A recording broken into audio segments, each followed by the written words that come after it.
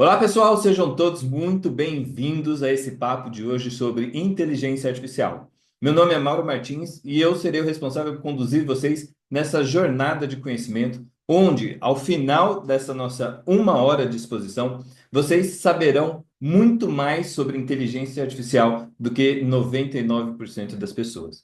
Quero também, antes de mais nada, parabenizar todos vocês, porque sei que a Abaco está celebrando aniversário nessa data. E essa é uma iniciativa muito louvável, porque capacitar os seus colaboradores, capacitar as pessoas da equipe é sempre uma iniciativa que nós devemos valorizar muito. E vocês vão ver no papo de hoje que, apesar de ser uma tarefa difícil, né, você traduzir algo que é técnico e complexo para algo que seja simples e digerível por pessoas que muitas vezes não têm essa capacidade, esse conhecimento técnico de eletrônica, vocês vão ver que hoje vai ser diferente. Eu vou tentar dar o meu melhor aqui na parte da didática para fazer com que vocês compreendam de fato o que é inteligência artificial, como que ela funciona, como que ela pode ajudar vocês, não só na parte profissional, mas também na parte pessoal e quais os riscos que ainda existem no uso dessa ferramenta e que a gente tem que tomar cuidado. Claro que a gente deve usar, deve começar a aprender a usar, mas a gente tem algumas boas práticas que ajudam a gente a reduzir um pouco os riscos dessa tecnologia que ainda é bastante incipiente. Vocês vão ver ao longo da exposição que nós estamos na era de ouro da IA, né? Nós estamos num momento em que, por mais que essa tecnologia venha sendo estudada desde lá do início dos anos 50, agora, com a chegada do ChatGPT em 2022, foi que ela realmente caiu no mainstream, que a gente chama, né? Caiu no gosto popular, começou a ser utilizada por todo mundo, não só pelas pessoas da área de tecnologia. E isso é só o começo. Essa é a nova tendência e só tende a aumentar. Cada vez mais teremos inteligência artificial integrada em todos os serviços. E a gente vai até daqui a um tempo parar de destacar tanto, né, o fato de, olha, eu faço isso com inteligência artificial, eu faço aquilo com inteligência artificial. Vai ser tão natural, tão orgânico, tão integrado na nossa rotina que a gente não vai precisar mais fazer esse destaque. Não é como hoje, por exemplo, no caso da internet, né? Hoje estamos aqui, por exemplo, conversando, gravando, trocando ideias, muitas vezes cada um num lugar, e a gente faz isso pela internet.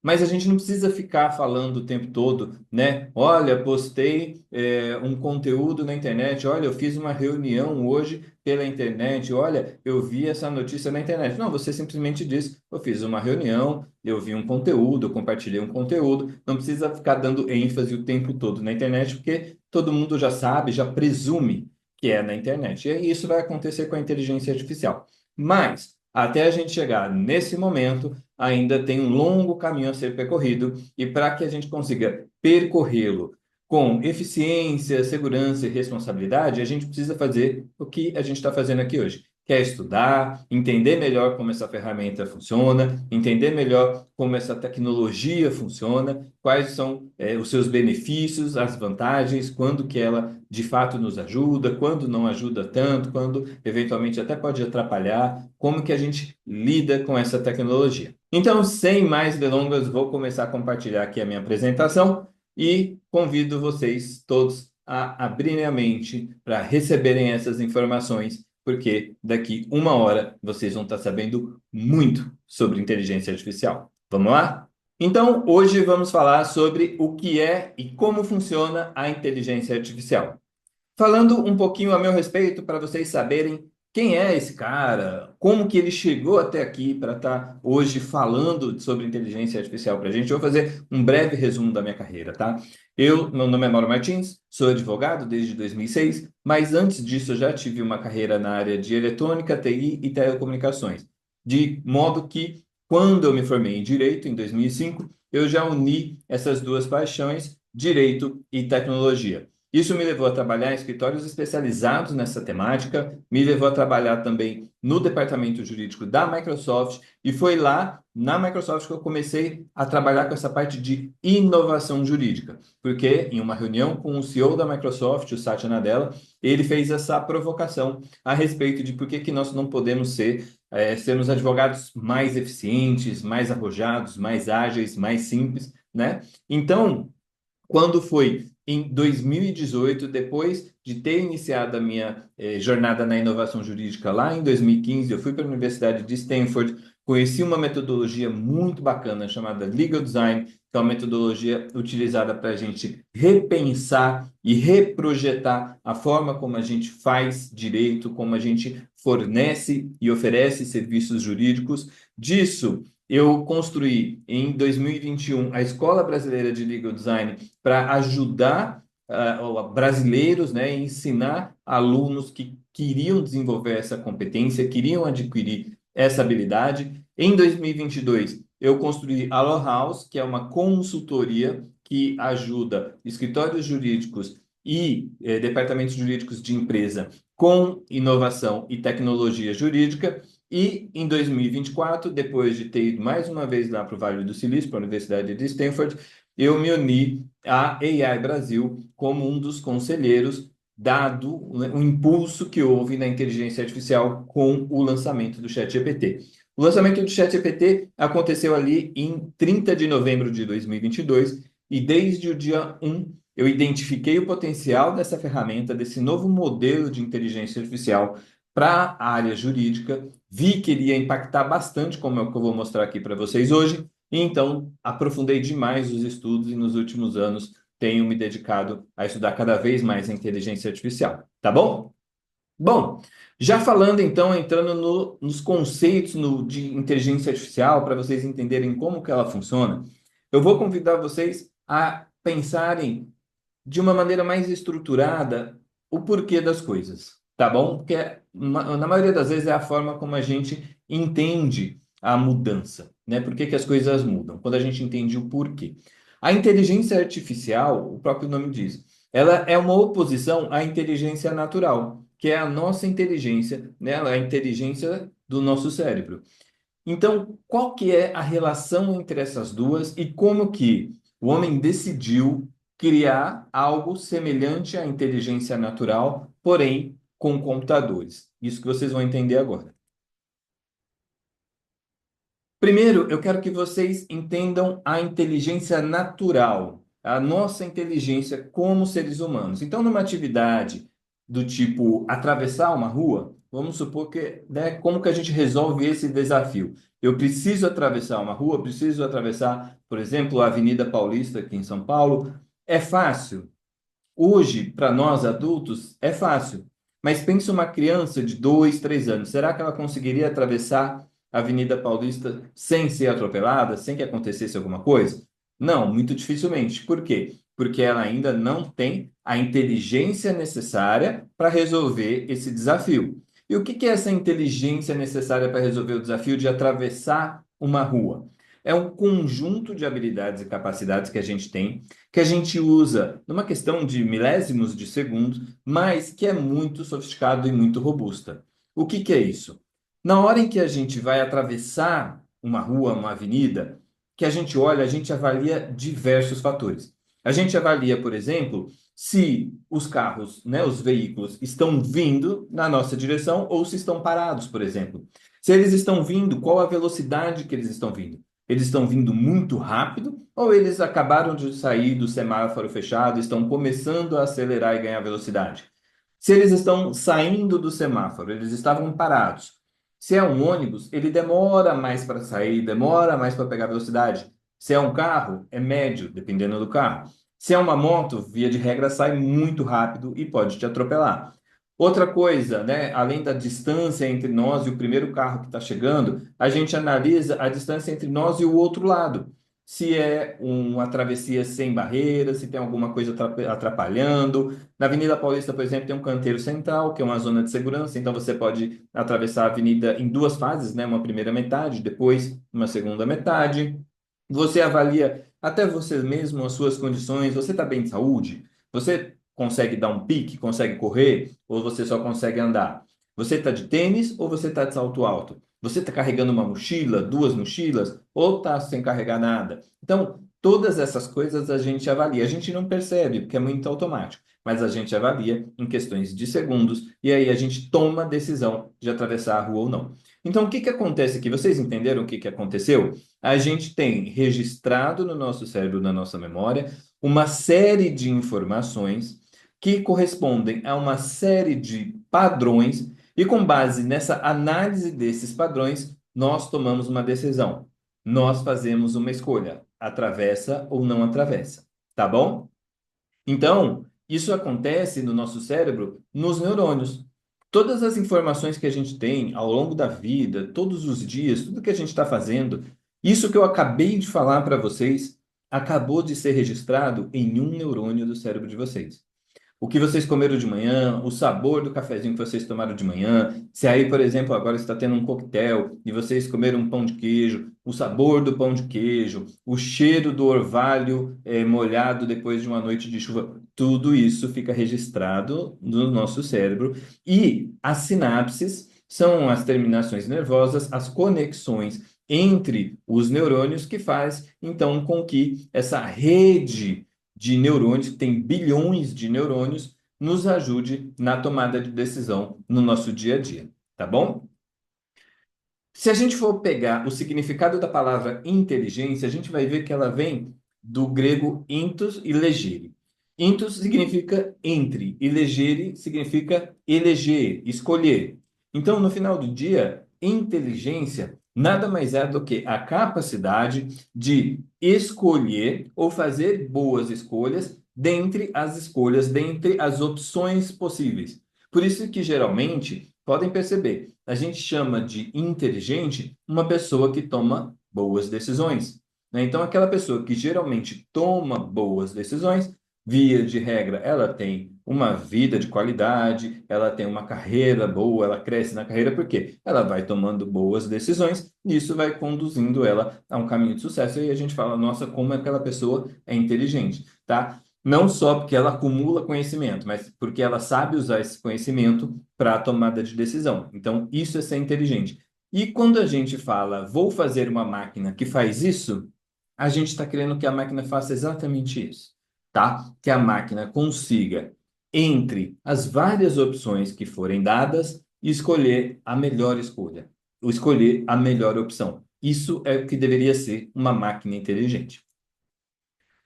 E como que a gente começou a pensar em resolver, em desenvolver uma máquina tão inteligente como um ser humano? A gente começou a pensar nisso quando a gente se deparou com problemas muito difíceis de serem resolvidos, como esse aqui, por exemplo. Esse aqui é um problema real, tá? É um bilhete, vamos dizer assim, é uma comunicação nazista da Segunda Guerra Mundial. E nela está escrito, né, estão escritas as ordens para um próximo ataque, né? Então, estamos no meio de uma guerra e o exército inimigo está se comunicando naquela época, né, década de 30, década de 40, ele estava se comunicando por meio de código Morse. A comunicação foi interceptada e o que apareceu não foram palavras nem em alemão, tampouco em inglês, foram palavras completamente ininteligíveis. Por que ininteligíveis? Porque elas estavam criptografadas. O que que é a criptografia? No caso deles, eles usavam essa máquina chamada Enigma, que você muda ali os rotores, você muda aqueles plugs que tem ali na frente, são mais de 10 combinações para fazer com que, por exemplo, a letra A nessa comunicação cifrada deixe de ser A, ela vire o T. A letra B não é mais B, o B agora é o J. E embaralha todas as letras de uma maneira que a única pessoa que vai conseguir descobrir o que está escrito ali, transcrever, decodificar, é uma pessoa que tenha a mesma máquina com a mesma configuração. E isso dá, por exemplo, 159 trilhões de combinações. Então, se você fosse tentar todas as combinações, uma por uma, tipo, o A significando B, o A significando C, o A significando D, aí depois o B significando A, o B significando C, todas as combinações possíveis, você teria 159 trilhões, o que seria impossível de um ser humano fazer essa decodificação. Ainda mais porque os nazistas, os alemães, eles trocavam essa combinação todos os dias, à meia-noite. De forma que, por mais que a tentativa foi essa, né, o exército aliado, os americanos, tivessem reunido grandes mentes da matemática para tentar calcular esse problema e resolver, quando eles estavam começando a pegar o jeito, os alemães iam lá e trocavam o código e eles tinham que começar do zero. Então era impossível. E como eu falei, eles chamaram grandes gênios da época da matemática, da estatística, da criptografia, entre eles o Alan Turing, um grande matemático que agora é conhecido como o pai da computação. E por quê? Porque ele criou uma máquina chamada a máquina de Turing que conseguiu decodificar essa comunicação dos alemães, do exército nazista. Então, ele, e até isso é retratado num filme muito legal que chama O Jogo da Imitação. Direto está disponível no Netflix, HBO, na Amazon Prime, né? Então vocês conseguem assistir ali toda a jornada que ele teve, a dificuldade que foi para construir essa máquina pensante, essa máquina que conseguia fazer melhor do que os humanos. Apesar de que talvez os humanos conseguissem fazer aquela decodificação, mas iria levar muitos e muitos, muitos anos, não o suficiente para vencer a guerra. E, de fato, essa descoberta dele ajudou os aliados a vencerem a guerra no momento em que os alemães estavam ganhando a guerra, tá bom? Então, qual que é a primeira grande lição que eu quero que vocês guardem, que armazenem aí nos seus neurônios a respeito da inteligência artificial? É o seu potencial. E qual que é o seu potencial? No que ela é melhor do que nós seres humanos. Ela é melhor do que nós na capacidade de analisar uma grande quantidade de dados, igual nesse caso, né, 159 trilhões de combinações. Então, uma grande quantidade de contratos, uma grande quantidade de, sei lá, de itens dentro de um relatório, uma grande quantidade de dados, ela interpreta e consegue analisar muito melhor e mais rápido do que o ser humano. E a outra grande capacidade que ela tem é a de identificar padrões dentro dessa grande quantidade de dados. Porque uma coisa é você analisar uma grande quantidade de dados. Então, até um ser humano, será que um advogado conseguiria analisar 1.000 contratos? Demora, dói, mas conseguiria. 10.000 contratos? Talvez, mas será que ele saberia dizer, em questão de segundos, quantos desses 10.000 contratos vencem esse mês? Será que ele saberia dizer quantos desses 10.000 contratos, ou o percentual desses 10.000 contratos, que tem cláusula de exclusividade? Dificilmente. Ele nunca ia conseguir analisar 10.000 contratos e identificar esses padrões. Quais têm cláusula de LGPD, quais têm cláusula de exclusividade, quais estão. Não, um ser humano não conseguiria. A inteligência artificial faz isso em segundos, tá bom? Então, essa é a primeira grande lição. Quando vocês estiverem diante de qualquer coisa que tenha uma grande quantidade de dados e que precise identificar padrões, a inteligência artificial é uma ferramenta que pode te ajudar. E como que funciona a inteligência artificial? Agora vocês vão entender como que o ser humano foi brilhante em criar algo que faz algo parecido com o nosso cérebro. Não chega perto, tá? Ainda estamos muito longe de conseguir artificialmente fazer algo minimamente parecido com um cérebro, mas já estamos bastante avançados, tá bom? Então, por exemplo, eletronicamente, nós não temos um neurônio igual tem no cérebro, mas a gente consegue simular o neurônio com um equipamento eletrônico chamado transistor, que é igual esse aqui que vocês estão vendo na tela. Ele é um elemento pequenininho, tem três perninhas, o positivo, o negativo e o neutro, e nessa jogada de positivo e negativo, ele vai fazendo os zeros e uns, que simula o funcionamento dos neurônios, porque também nessa comunicação, nas sinapses, nos neurônios, também é feita por pulsos elétricos. E aqui nós temos também pulsos elétricos passando por essas entradas zeros e uns desses transistores. Esses transistores, eles são colocados em plaquinhas que a gente chama de processadores. Então, aqui tem o presidente da NVIDIA, não sei se vocês já ouviram falar, mas é a empresa que tem crescido mais nessa era do boom da inteligência artificial. Por quê? Ele não é a empresa que faz a inteligência artificial. Ele é a empresa que faz a base para que a inteligência artificial exista.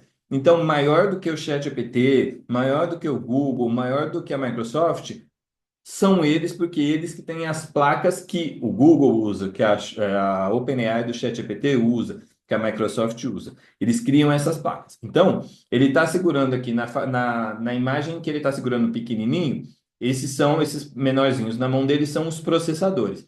Ali eles colocam bilhões de transistores, tá? Então, esses transistores hoje são minúsculos, são menores que um grão de areia. Então, eles conseguem colocar bilhões desses transistores nesses processadores. E esses processadores depois vão em placas de vídeo, que eles chamam de GPU, que é aquela placa maior que está na outra imagem. Então, quando ele segura aquela outra imagem que tem uns dispositivos maiores, são placas de vídeo, chamada de GPUs, que então são de fato os dispositivos que as empresas compram para rodar a inteligência artificial. Então, esses processadores fazem a vezes do cérebro, são como se fossem cérebros artificiais que fazem os cálculos, que processam todas as solicitações que a gente faz para o ChatGPT, por exemplo, tá bom? Essa é a parte de hardware, a parte física, a parte que a gente consegue tocar. Mas ela precisa ser complementada por uma parte de software, uma parte de código de programação que faz com que essa inteligência artificial funcione.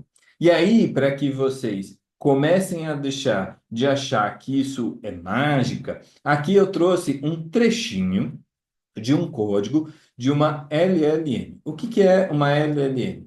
Uma LLM é um dos tipos de inteligência artificial. A tradução de LLM, que seria Large Language Model, seria grandes modelos de linguagem, ou grande modelo de linguagem, que são inteligências artificiais treinadas com texto, como é o caso do ChatGPT. O ChatGPT utiliza esse algoritmo de LLM. E quando um programador, um cientista de dados que trabalha com inteligência artificial, vai criar uma inteligência artificial dessa como o ChatGPT, ele escreve linhas de código como essa aqui que a gente está vendo.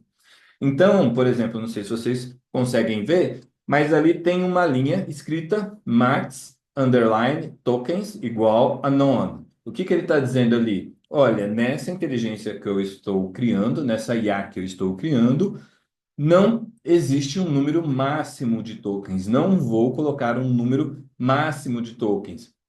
Quando ele fala, por exemplo, split é igual split on white space, ele está querendo dizer, olha, no cálculo dos tokens, que é algo que eu vou falar para vocês daqui a pouco, você divide nos espaços em branco. Então, o que que eu quero dizer aqui? Olha lá, ó, standardize, lower and strip punctuation. Então, coloca todas as palavras em minúsculo, né? Tira todas as letras que estiverem em maiúsculo e tira também a pontuação. Então, aqui, o programador, ele escreve linha por linha o que ele quer que aquela inteligência artificial faça, tá bom? Então, é assim que funciona essa combinação de hardware e software para criar um chat GPT, por exemplo.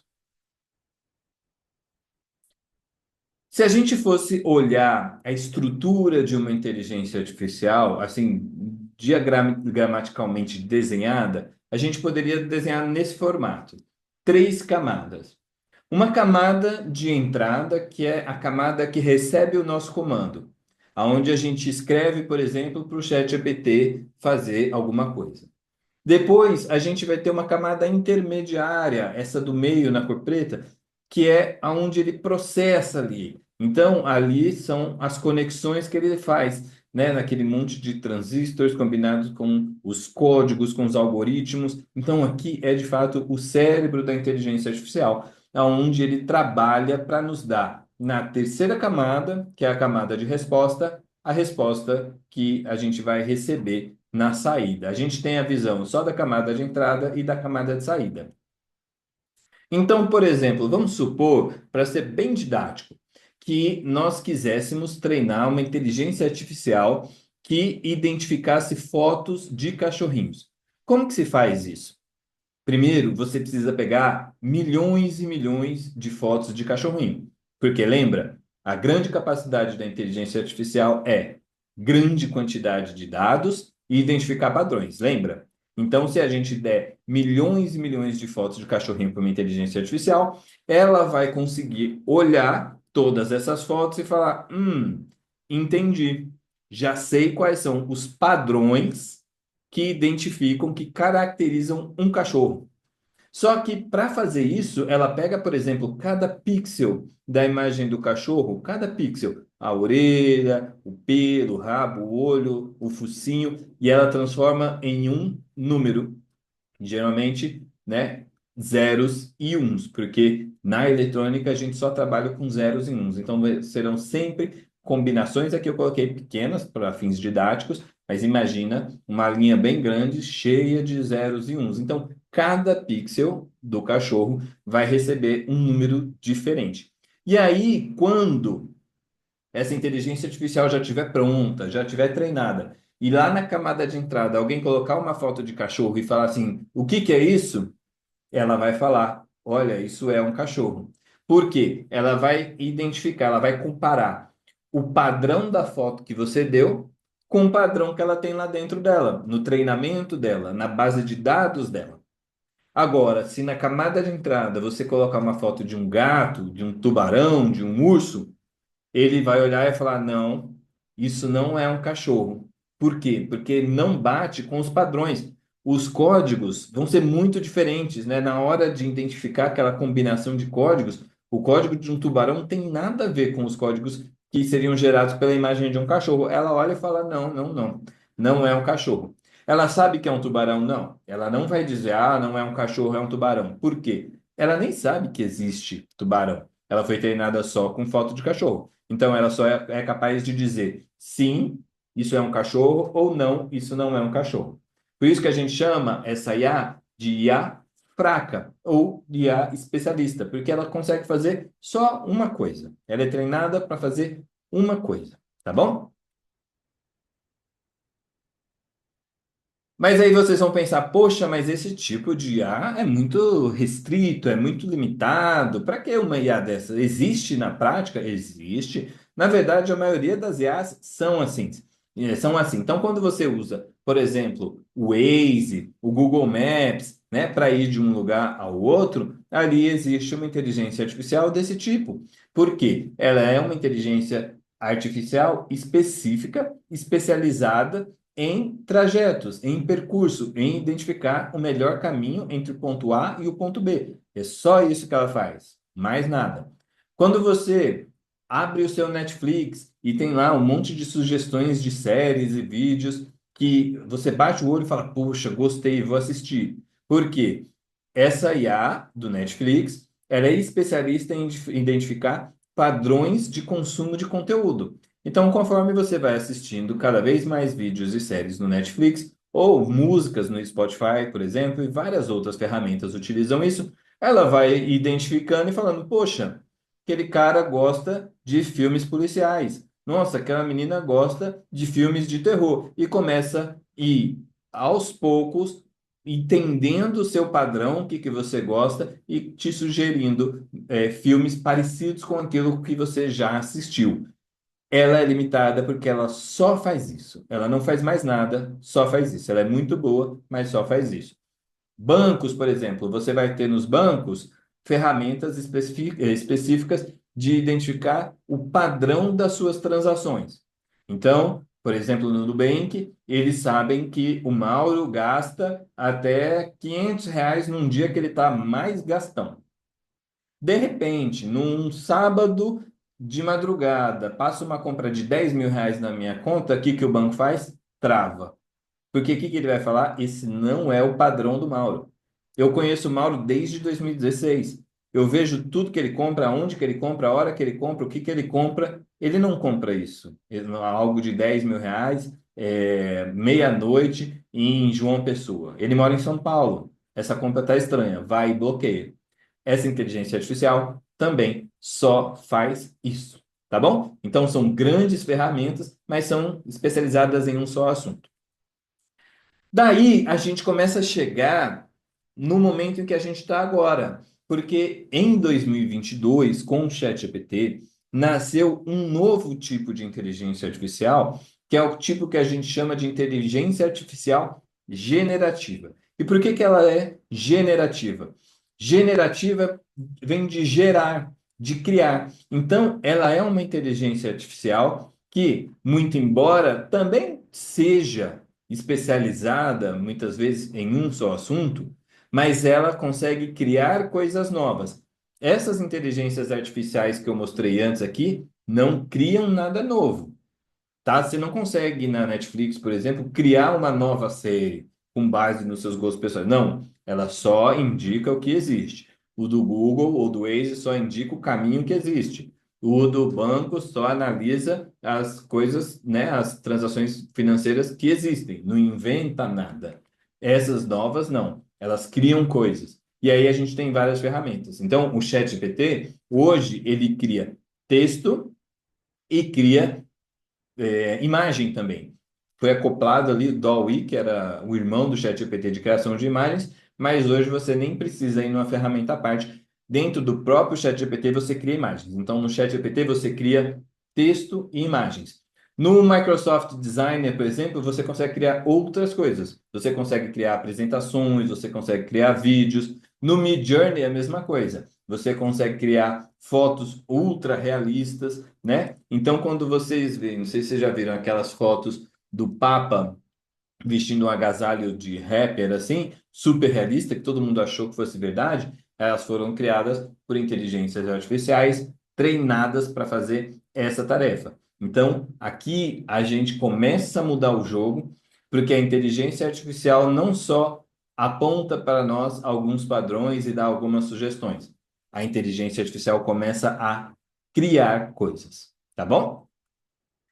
E quando a gente está falando disso dentro do nosso contexto jurídico, então a gente vai falar muito das LLMs, que é o que eu comentei anteriormente, que são as inteligências artificiais treinadas em texto, em conteúdo textual, na linguagem que a gente usa aqui no dia a dia, nessa linguagem que eu estou falando com vocês. Porque os computadores, lembra, né, que o pessoal até fala, eu estudei tal linguagem de programação, né? Estudei Pascal, JavaScript, tem várias linguagens de programação, por isso que fala linguagem, porque são idiomas, vamos dizer assim, que os computadores usam para conversar entre si. Quando a gente fala de LLM, a gente muda esse jogo e os computadores começam a falar o quê? Português. Pelo menos na interface com a gente. Então a gente consegue falar com os computadores não mais em Python, não mais em C++, mas a gente começa a falar com os computadores em linguagem natural, nessa nossa linguagem, no nosso idioma do dia a dia. Isso são LLMs. E como que nós criamos, ou eles criam, né, essas LLMs? Ao invés de fotos de cachorro, eles vão treinar com o quê? Com texto. Então, vão colocar lá milhões e milhões de textos. Hoje, inclusive, de manhã, eu acabei de visitar uma Lotec aqui em São Paulo que está desenvolvendo uma inteligência artificial que cria contratos. E o sócio, o fundador da Lotec, estava me mostrando exatamente como foi que ele treinou essa inteligência artificial e foi com mais de 250 contratos. Então, é assim que se cria uma inteligência artificial para uso na área jurídica. Você tem que treiná-la com coisas jurídicas. Só que não vai ser desse jeito aqui, não, igual foi com a foto do cachorro. Na foto do cachorro, sim, é utilizado um tipo de inteligência artificial que, de fato, identifica ali os pixels da imagem e traduz isso para números, para a linguagem dos computadores. Mas quando a gente está falando em LLMs, o que a gente vai fazer é pegar o texto e criar tokens. Então, os tokens, que é o que eu tinha comentado um pouquinho antes com vocês, são esses pequenos trechos de um texto que vão ser transformados em números no idioma dos computadores. Então, quando a gente olha aqui, por exemplo, o que que eu fiz aqui? Eu fui num site da própria OpenAI, da criadora do ChatGPT, chamado GPT Tokenizer. E o que que esse site faz? Você coloca um texto nele e ele mostra quais seriam os tokens que o ChatGPT criaria para aquele texto. Isso é utilizado pelo pessoal que desenvolve ferramentas, plataformas que usam a inteligência artificial deles para calcular os custos, porque os custos hoje na inteligência artificial são por tokens. Então, quanto mais tokens, mais caro fica o serviço. Então, eles disponibilizam lá para isso, mas eu fui lá e peguei para mostrar para vocês, porque eu sei que vai ficar muito visível para vocês. Então, eu peguei, por exemplo, um contrato particular de depósito e joguei lá o contrato inteiro. Olha só o que que aconteceu. Esse contrato, ele tem 1.770 caracteres, né? Então, ali entre letras e espaços, 1.770. Mas deu 1.770 tokens? Não, deu 478 tokens. Por quê? O token que o pessoal configura naquela parte da inteligência artificial que eu mostrei para vocês, do código lá do software, ele não é exatamente cada letra ou cada caractere. Ele varia. Então, aqui, por exemplo, na palavra contrato, nós temos 4 tokens, com, TR e ATO. Não, na verdade, são 3 tokens, porque cada um deles é a corzinha diferente aqui, né? Então, com, TR e ato é um token. A palavra particular ficou inteira em vermelho, o que significa que particular inteiro é um token. D também, a palavra depósito foi dividida em 3 tokens, depó ficou em verde, o S em amarelo e ito em vermelho. Então vocês veem, cada trechinho do texto vira um token. E são esses tokens que depois vão ser transformados em zeros e uns e vão ser processados pela inteligência artificial. Calma que eu vou explicar direitinho para vocês como que a gente chega lá, tá bom? Pensa que isso, que a inteligência artificial do tipo ChatGPT, faz mais ou menos o que faz aquela função de autocompletar que a gente tem no telefone, no e-mail, né? Então, para quem usa Gmail, está acostumado com isso, você coloca olá e ele já coloca, né? Tudo bem? Interrogação.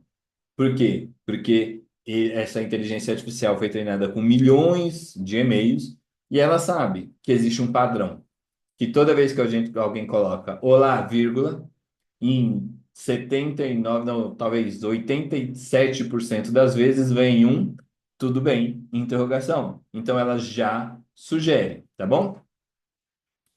E como que ela faz isso? Esse é o slide mais técnico que a gente vai ver hoje, mas fiquem tranquilos que não vou entrar nos detalhes, é só para vocês entenderem o que realmente acontece quando vocês estiverem usando a inteligência artificial.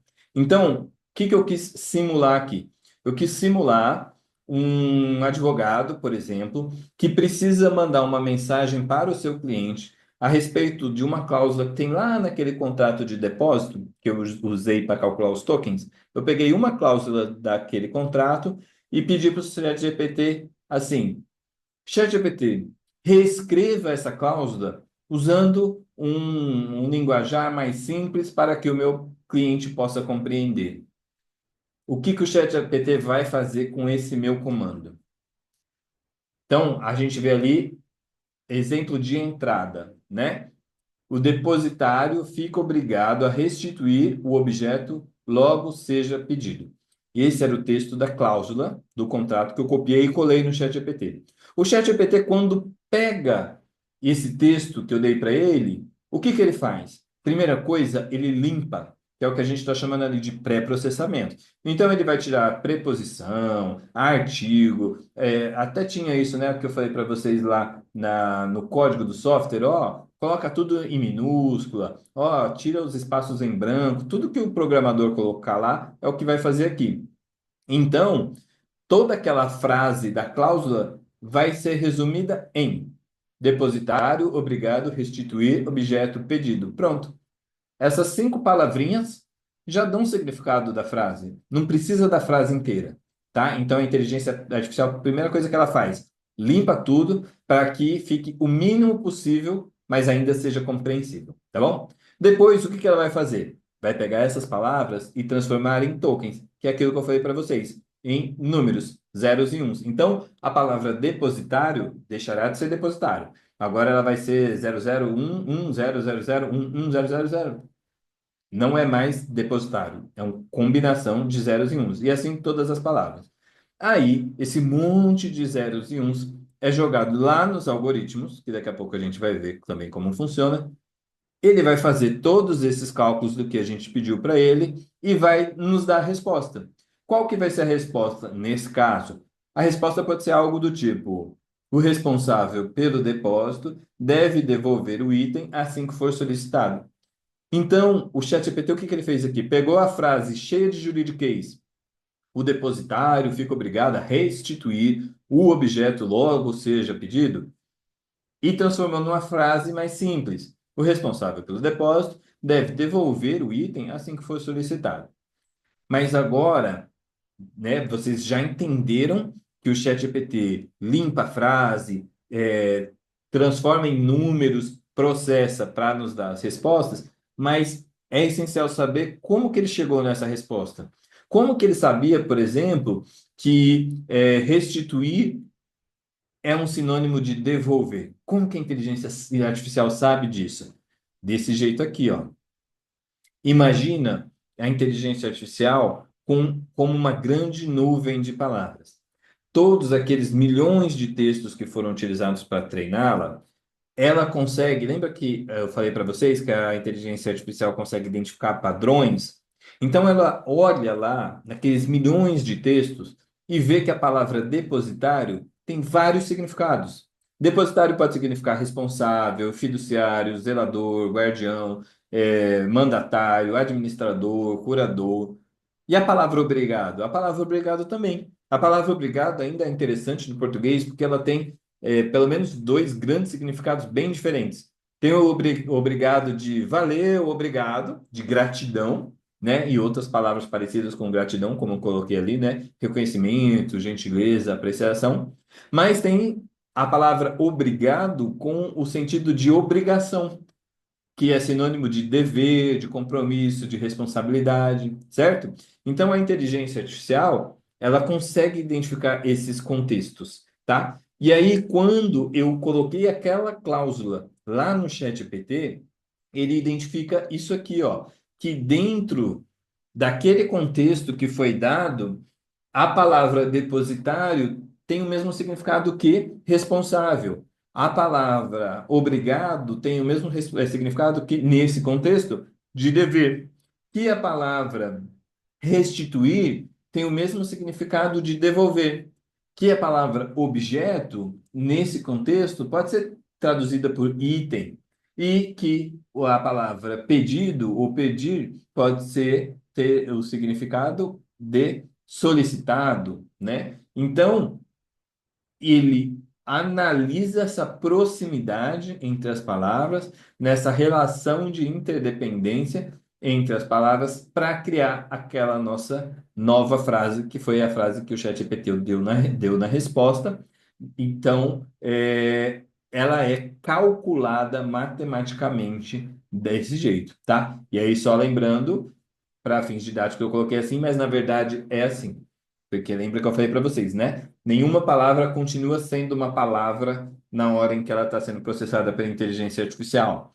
Ela é sempre transformada em números, zeros e uns, e aí toda essa análise que eu fiz, né, de obrigação tem o mesmo sentido nesse contexto de dever, não é obrigação e dever. O 001000 tem o mesmo sentido de 10001000. Tá bom? Então ela só trabalha com matemática, não com português. E aí é o que eu falo, né? Ela consegue identificar essas nuances de contexto. Então, por exemplo, a palavra colher O colher se escreve da mesma forma, a grafia é a mesma, né? Colher, mas a depender do contexto, ela pode significar colher a assinatura de um contrato, então aí ela vai ter o significado de coletar a assinatura de um contrato, ou se ela tiver no contexto de refeição, ela vai ter o significado de colher, que é de comida, de se alimentar, de talher. Então, vocês veem, a inteligência artificial consegue analisar o contexto e te dizer, essa palavra colher aqui, ela está mais para um contexto de contrato ou um contexto de refeição? Ah, um contexto de contrato. Então, ela vai usar como sinônimo de coletar, não de talher, tá bom?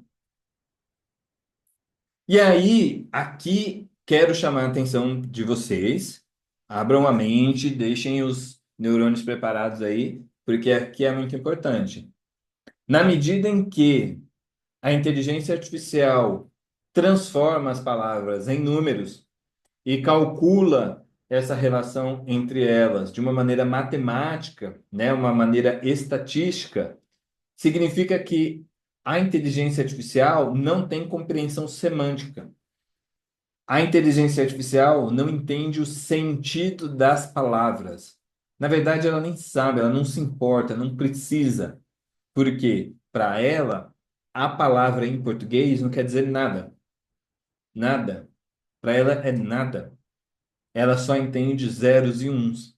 Então, quando a inteligência artificial, que o pessoal fala, né? Ah, a inteligência artificial alucinou, né? Vocês já devem ter ouvido essa expressão. Ela inventou uma coisa. Não é que ela inventou, né? Ela simplesmente fez o cálculo errado porque ela analisou equivocadamente ali o contexto, a relação entre as palavras por algum motivo, talvez às vezes por falta de informação no prompt, que é o comando que a gente dá para a inteligência artificial. Às vezes o prompt foi lacunoso, né? Não forneceu as informações necessárias. A inteligência artificial, como ela é generativa, lembra? Ela foi projetada para criar. Você não deu insumo, você não deu informação, ela inventou.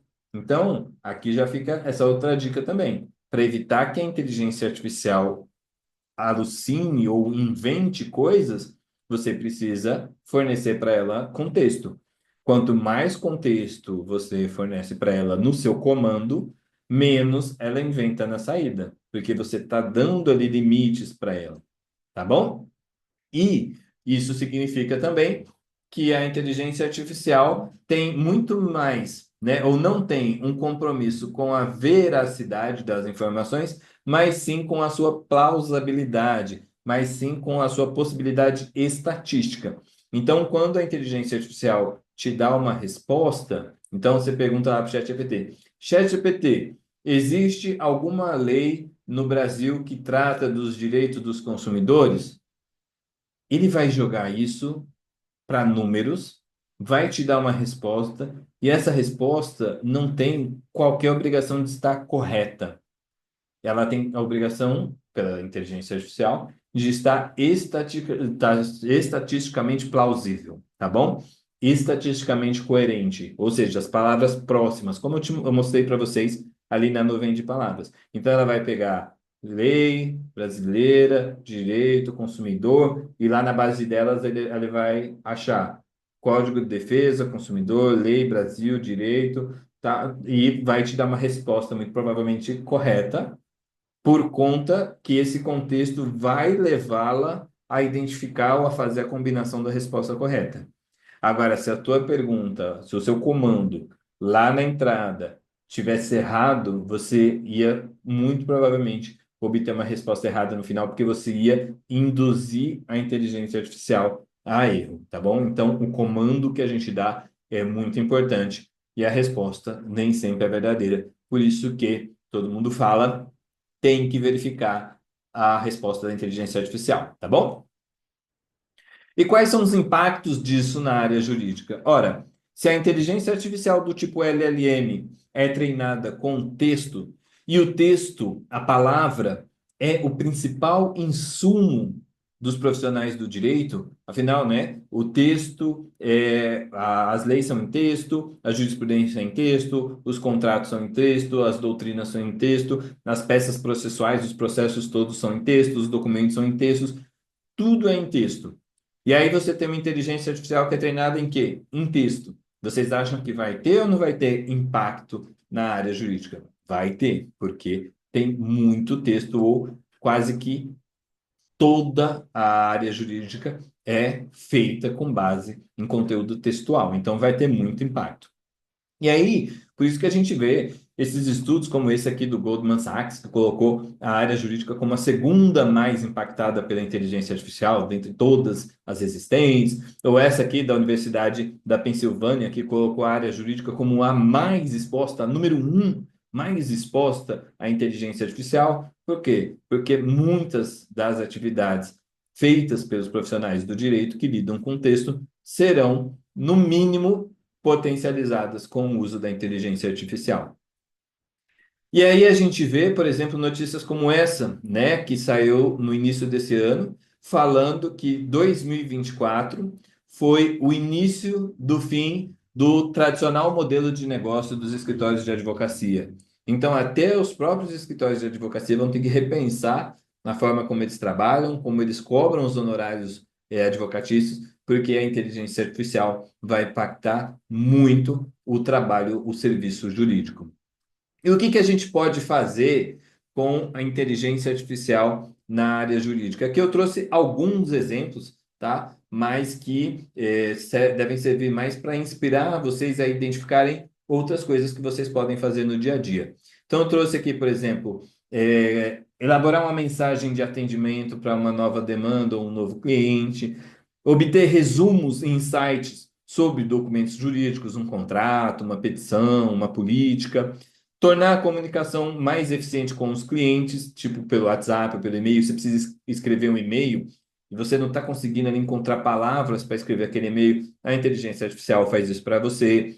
Tradução para outros idiomas e tradução do juridiquês para o não juridiquês. Então, você quer traduzir do francês, do alemão, do inglês para o português? A inteligência artificial faz muito bem.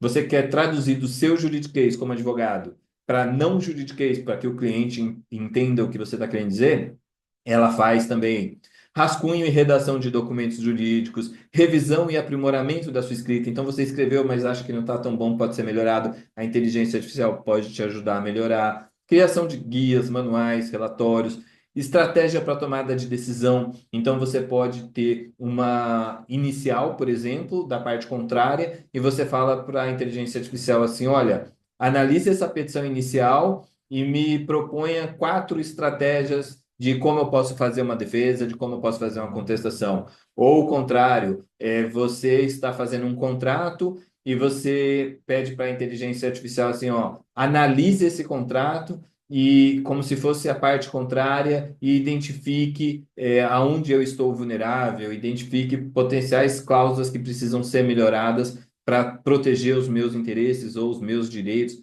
Ela vai fazer isso para você.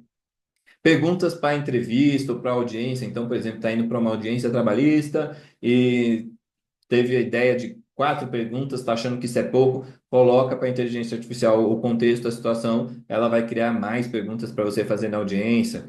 Treinamento, conteúdo de marketing jurídico, ideias criativas, inovadoras. Então, tudo o que for possível de ser criado no âmbito das ideias e possa ser traduzido em texto, vocês podem contar com a inteligência artificial como se fosse um colega super inteligente, aquele colega para quem você sempre pede opinião, tá? Então a inteligência artificial pode ajudar vocês em várias tarefas.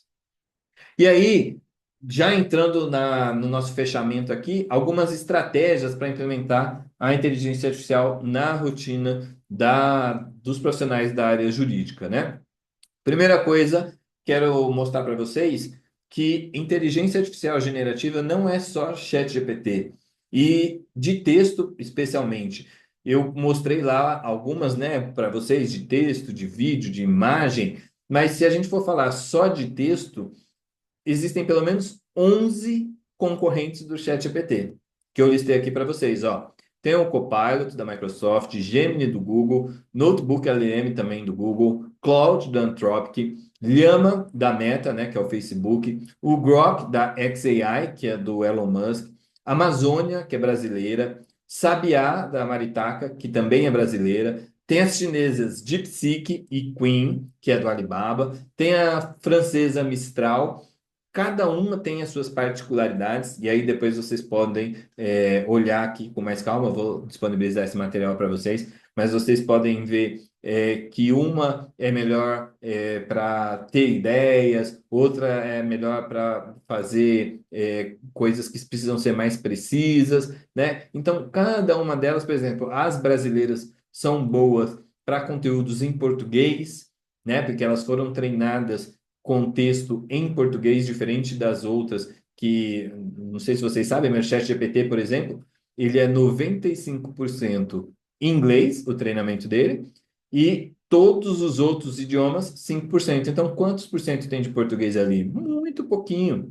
Então, para que a gente tenha mais precisão numa IA, é melhor que a gente use IA que seja treinada com português do Brasil. E aí a gente tem essas duas, a Amazônia e a Maritaca. Então, são várias ferramentas. E uma dica que eu dou para vocês, que eu faço muito, diretamente ou diariamente, quando eu tenho uma tarefa, eu não faço ela em uma ferramenta só. Às vezes eu faço em duas, às vezes eu faço em três, ou às vezes até mais. Então, por exemplo, vamos supor, imaginando um exemplo aqui, eu preciso fazer uma política de privacidade e proteção de dados. O comando que eu fiz, que eu criei lá, dando todas as instruções no ChatGPT, eu copio e colo na Mistral, colo no Claude, colo no Gemini, colo na Maritaca, colo na Amazônia AI, colo em todo, para ver qual delas me dá a melhor resposta, porque todas elas têm versões gratuitas. Então, você consegue usar essas 12 aqui sem pagar um centavo, óbvio. Se você quiser recursos mais avançados, aí você tem que escolher algumas delas para pagar. Mas todas têm versões gratuitas. Então, você conseguiria fazer isso que eu fiz, rodar esse teste em 12 IAs sem gastar um centavo e obter as melhores respostas. E depois você, com a sua inteligência natural, inteligência humana, identificar qual delas deu a melhor resposta ou combinar as melhores respostas, tá bom? Dentro do próprio ChatGPT, ele não tem uma versão única. Não sei se vocês sabem, mas quem tem a versão paga do ChatGPT também pode escolher entre várias versões. E aí você tem os modelos GPT e os modelos de raciocínio. Aqui também depois vocês podem ver com calma, mas os modelos GPT são muito bons para responder perguntas e tarefas mais do dia a dia. E os modelos de raciocínio são as versões que são mais indicadas para atividades mais complexas. Por quê? São aquelas versões que você pede para o ChatGPT fazer e ele não responde de cara. Ele leva um tempo pensando, tá? E algumas dessas versões, por exemplo, ainda tem uma funcionalidade adicional chamada Deep Research, que se você clicar nesse botãozinho, ele vai pesquisar eventualmente por meia hora, uma hora antes de te dar a resposta. E a resposta vai vir muito robusta, muito, muito robusta. E aí aqui vem a dica que eu falo sempre para vocês, né? Por mais que a gente esteja batendo esse papo aqui e que o neurônio de vocês esteja ali fazendo todo um esforço para gravar tudo isso que eu estou falando, logo mais vocês vão ter esquecido boa parte do que eu falei aqui. Adulto aprende fazendo, tá? Então a melhor maneira que tem aqui é depois vocês entrarem em todas essas ferramentas aqui e mexerem e testarem e brincarem e fazer isso que eu falei de dar um comando nas 12, porque aí vocês conseguem ver como cada uma delas se comporta. Então, por exemplo, o Gemini do Google, a gente costuma dizer que ele é muito mais verboso. O que que é ser muito mais verboso? As respostas dele são muito mais longas, às vezes até prolixas. Então, vamos supor, se você está precisando de algo que seja nesse sentido, o que você deseja é realmente dar uma viajada, analisar aquela situação por diversos aspectos, diversas perspectivas e falar, falar, falar, falar. O Gemini pode ser melhor que o ChatGPT para essa situação. Agora não, quero uma coisa mais direta ao ponto, Mauro. Aí você pode ir no ChatGPT. Ah, Mauro, qual que é a melhor para questões jurídicas? Bom, o pessoal tem falado que o Claude da Anthropic tá muito bom, né? Inclusive fizeram um teste fizeram o exame da OAB tipo, para a maioria dessas ferramentas. E ele foi o que se saiu melhor, assim, aqui acertou o maior número de perguntas do exame da OAB. Então, assim, cada situação, uma ferramenta é mais indicada do que outra, porque as situações, elas variam, tá bom? E aqui é a mesma coisa. É testar, brincar com todas essas funcionalidades para vocês entenderem o que que elas fazem e a diferença entre elas. Depois eu trouxe algumas ideias de modelos jurídicos, porque essas ferramentas aqui, como eu coloquei, ó, modelos de uso geral, são ferramentas que não foram criadas para a área jurídica.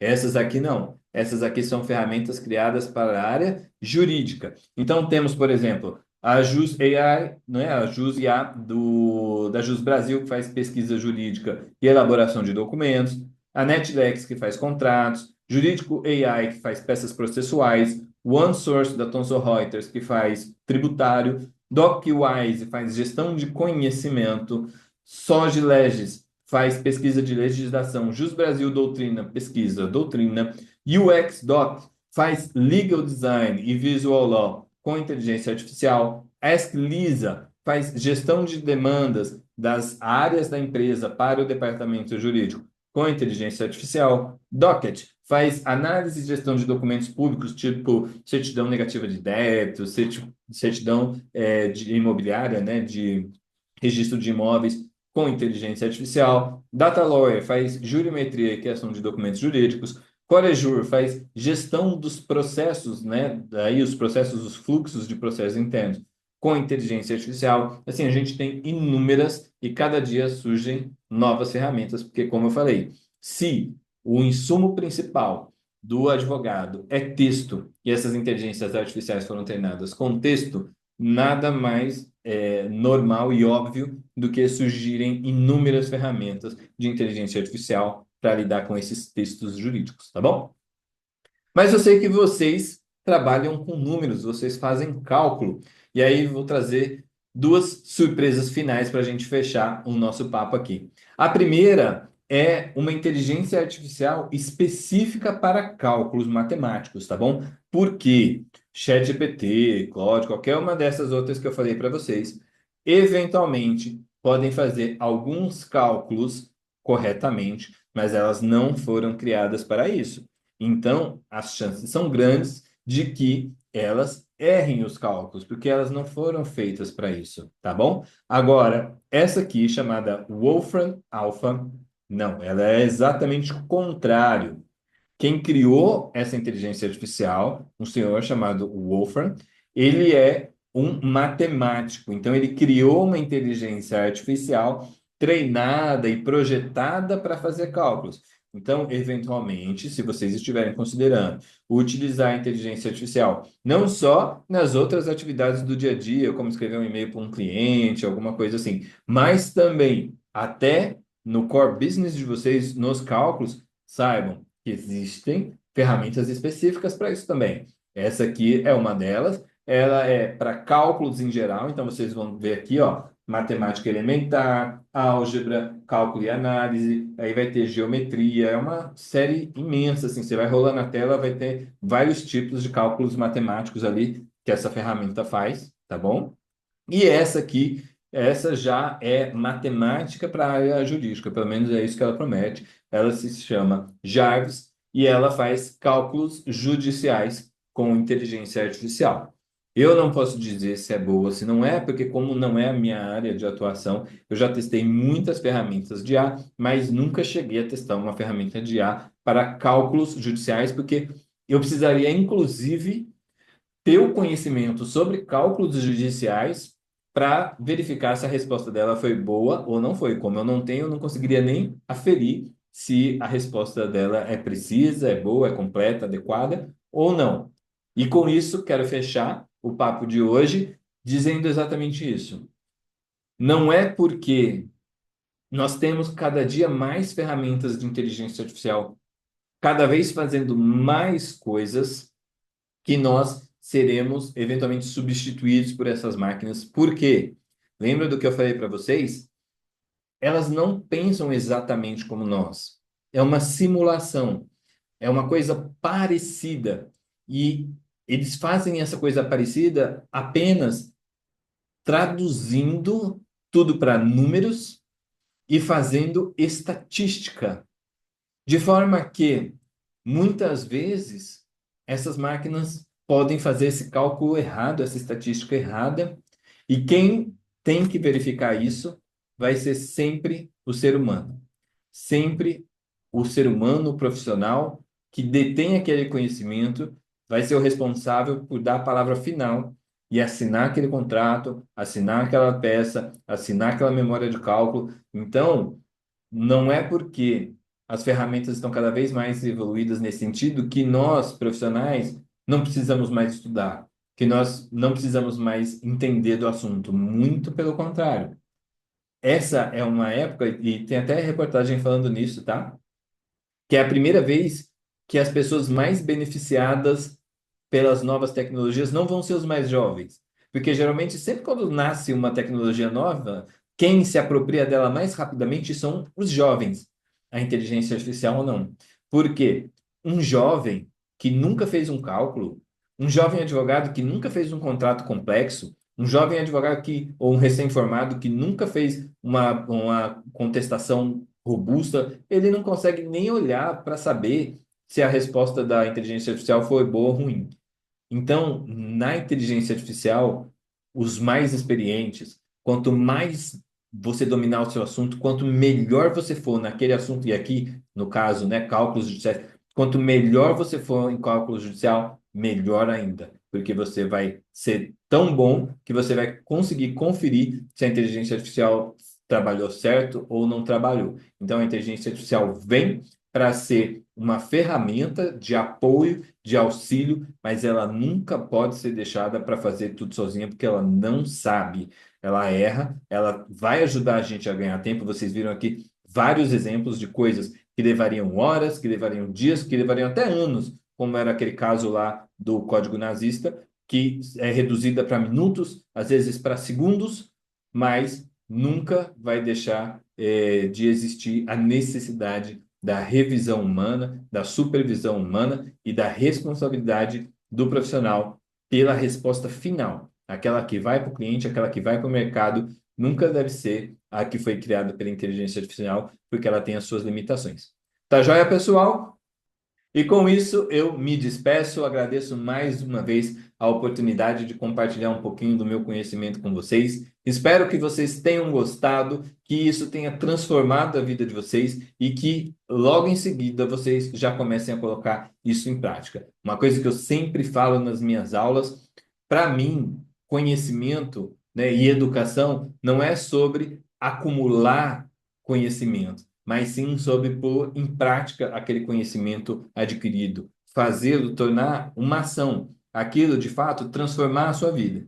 Então, espero que esse papo não fique só aqui, que vocês levem esse conhecimento para a vida de vocês e apliquem, que a vida de vocês seja transformada daqui em diante com esse conhecimento de que como funciona a inteligência artificial, onde que ela pode me ajudar, quais são as suas limitações, quais são as boas práticas nessa parte da revisão, aonde que eu preciso tomar cuidado com ela e que vocês tenham mais produtividade, consigam fazer mais coisas, atender mais clientes, ganhar mais, aí todo mundo crescer na empresa e que vocês tenham muito sucesso daqui para frente, tá bom? Muito obrigado, parabéns mais uma vez e fico à disposição nas minhas redes sociais sempre que tiverem qualquer tipo de dúvida. Eu adoro responder dúvida, pode me procurar no LinkedIn, no Instagram, no WhatsApp e perguntar qualquer coisa sobre inteligência artificial, automação, inovação jurídica, que eu ajudo vocês. Tá joia? Um grande abraço, ótimo final de semana e até mais.